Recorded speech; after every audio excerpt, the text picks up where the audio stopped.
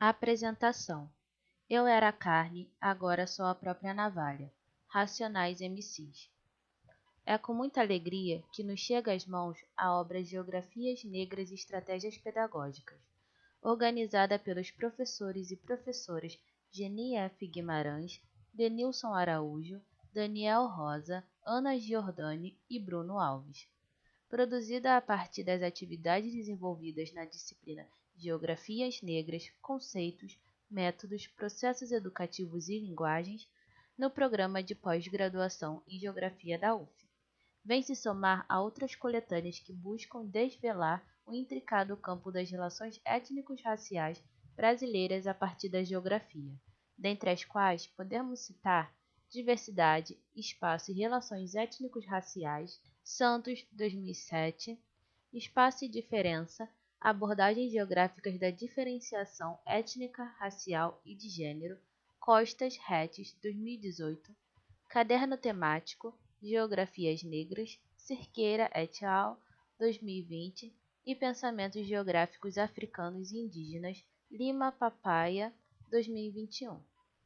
Mesmo que esteja alinhada com esse conjunto de produções, essa coletânea afirma-se como uma contribuição e um marco para o campo geográfico, devido às linguagens voltadas para o ensino mobilizadas pelos autores e autoras e, sobretudo, pelo contexto de onde emerge. Ainda me recordo dos primeiros anos de minha graduação em Geografia na UFG, no início dos anos 2000.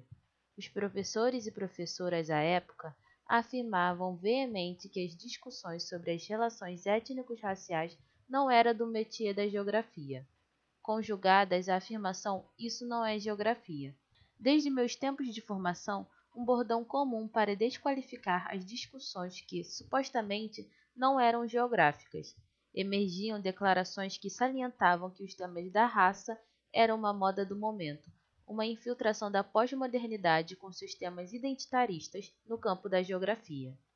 Também se queixavam de que a disciplina não possuía um ferramental metodológico, como a antropologia, por exemplo, para tratar desse tema.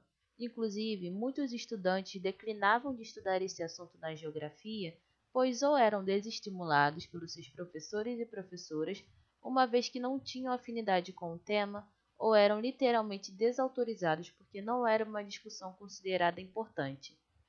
De qualquer forma, como estávamos vivendo o início da aplicação da Lei 10.639 de 2003, que obrigava os estabelecimentos de ensino a inserir em seus currículos temas relativos à história e à cultura africana e afro-brasileira e da implementação das políticas de ação afirmativa deflagradas pela instituição de cotas para negros e negras e estudantes de escolas públicas na UERJ 2003, UNEB 2003 e UNB 2004.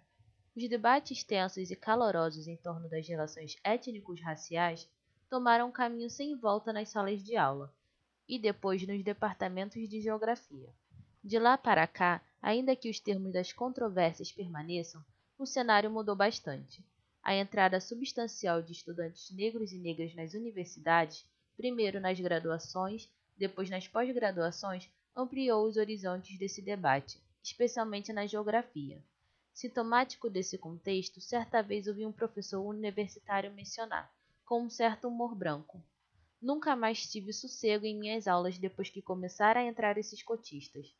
Para além da situação inusitada, vivenciada pelo professor, os efeitos na teoria e na interpretação geográfica causados pelos impactos das ações afirmativas e pela presença de estudantes negros e negras nos cursos de geografia foram diversos.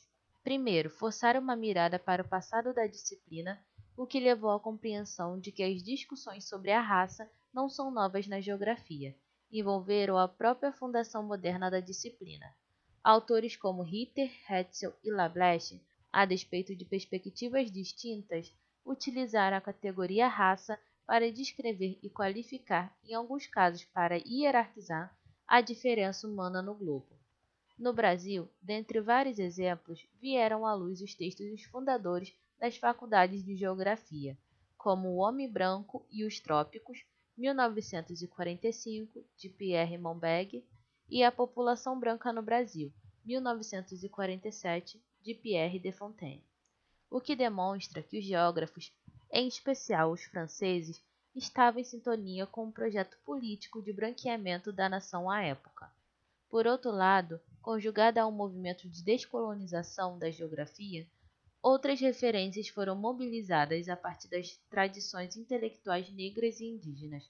São exemplos os textos clássicos de Manuel Querino sobre o colono preto como fator da civilização brasileira, 1918, as proposições teóricos-políticas dos militantes negros e negras dos anos de 1980, como Abdias do Nascimento, Beatriz Nascimento e Lélia Gonzalez, e as leituras de Ailton Krenak sobre a questão indígena e as cosmovisões desses povos.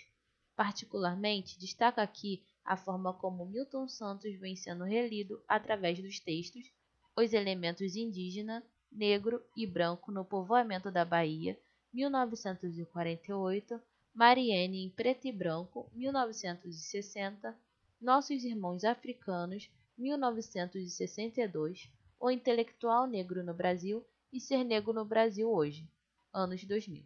Segundo o contexto, estimulou também a revisão dos presumidos temas tradicionais da geografia. Para citar dois exemplos, como várias pesquisas vêm evidenciando e a coletânea Em Foco expressa, é impossível tratar da geografia agrária sem tratar do que alguns autores chamam de campesinato negro e seus derivados, os quilombos e mocambos, e dos vários povos indígenas que desde o princípio da formação territorial do que se convencionou chamar de Brasil, vem tensionando e apresentando formas alternativas à voraz estrutura agrária vigente. Do mesmo modo, é impossível falar das cidades sem pensar nos processos racializados de produção do espaço urbano que, desde o período escravista, segregam pessoas tendo como referência seus corpos. A cidade planejada por este prisma partilha e concentra racialmente o ônus e o bônus de se viver em uma cidade brasileira, algo que vai além da infraestrutura urbana à violência de Estado. Do mesmo modo, esse momento levou à flexão e à abertura da disciplina para novas discussões temáticas sobre, por exemplo, o efeito e reflexos do racismo na produção do espaço, as conexões e desconexões produzidas pela diáspora africana, miradas sistemáticas sobre a diferença a partir da interseccionalidade de raça, gênero, sexualidade e seus contextos espaciais de interpelação, a cosmovisão e formas ecológicas constituídas por povos indígenas e quilombolas. Deve-se notar que vem a reboque da incorporação desses temas o ajustamento das teorias e metodologias geográficas, o que por conseguinte amplia o horizonte de possibilidades interpretativas da disciplina. Desse modo, também emerge, por fim, um posicionamento em que enxerga o ensino de geografia como um campo em disputa. Na medida em que pesquisas demonstram as desigualdades raciais na educação, que, marcada por processos explícitos e implícitos de racismo, causam baixo rendimento e a evasão escolar desproporcional entre estudantes negros e negras, vários geógrafos enfatizam a necessidade de se estabelecer uma educação antirracista. Propõe-se, com base na Lei 10.639 de 2003, que conteúdos e representações marcadas por estereótipos dos materiais didáticos sejam revistos, que os currículos expressem de fato o quanto a sociedade brasileira é multirracial e diversa, e que a organização e a gestão do espaço escolar respeitem a diferença e a diversidade em todas as suas dimensões. A geografia escolar é conclamada e operacionalizada para realizar uma formação humana que promova valores não racistas e um ensino-aprendizado comprometido com a promoção da igualdade racial e o respeito às diferenças. Santos, 2009, Hetz, 2010. Todos esses pontos elencados acima e outros mais estão condensados na coletânea Geografias Negras e Estratégias Pedagógicas. Como disse, eu a considero um marco em nosso campo. Os textos emergiram de uma disciplina de pós-graduação que teve como centro as geografias negras, algo impensado nos programas de pós há um tempo. Além do mais, os textos estruturados em propostas para aplicação do ensino de geografia exploram uma série de linguagens, além de acionarem diversas fontes, da música aos desenhos em quadrinho. Do mesmo modo, e talvez isso seja o mais interessante, A coletânea manifesta o período avançado em que se encontram as ações afirmativas no Brasil. Com os produtos das cotas, os estudantes negros e negras e periféricas vindo não somente apresentar seus pontos de vista, mas cobrar a futura da geografia, uma disciplina que por muito tempo serviu como instrumento de dominação e como meio de difusão de visões racistas. Uma parte da geração que acessa a pós-graduação nesse momento e escreve os textos de geografias negras e estratégias pedagógicas aprendeu com as travessias e encruzilhadas violentas e asfixiantes constitutivas da sociedade brasileira, algo que não se inicia com a pandemia da Covid-19. Assim como não existe democracia com racismo, como brada a colisão negra por direitos, essa geração de geógrafos também vem nos ensinar que é impossível decifrar a sociedade brasileira com uma geografia que não lance luz sobre as relações étnicos-raciais e as experiências negras e indígenas. Diogo Marçal Cerqueira, Angra dos Reis, agosto de 2021.